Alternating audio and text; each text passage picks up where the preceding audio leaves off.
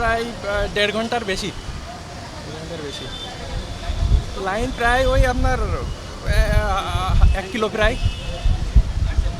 আমি আসছি পুরান ঢাকা থেকে, ওইদিকে নাই। ওইদিকে নাই, রমনায় একটাই আছে খালি, কিন্তু ওটা অনেক লাইন, অনেক বেশি লাইন।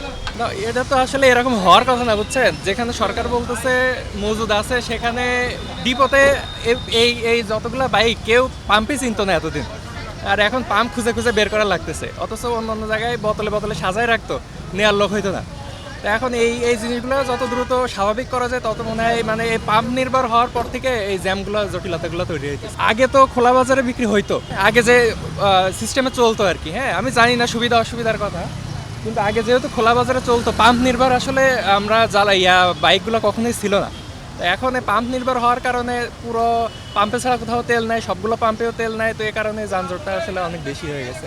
অনুভূতি বলতে, এটা স্বাভাবিক না হওয়া পর্যন্ত কয়দিন চলবো বলেন? এটা তো হইতেছে আপনার আরো 1 মাস প্রায়। তো তো এটা এই এই যে যেটা বললাম আর কি, পাম্প নির্ভরতা যতদিন না কাটবে, আগে যে সিস্টেমে ছিল, সুবিধা অসুবিধা থাকতে পারে আমি জানি না, তবে ওই সিস্টেমটা যদি পুনরায় করা যায় তাহলে হয়তো বা আরো বেটার।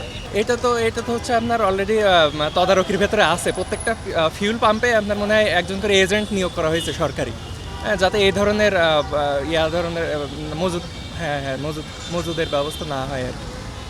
তো এই পাম্প নির্ভর হওয়ার কারণে আসলে অসুবিধাটা এত এত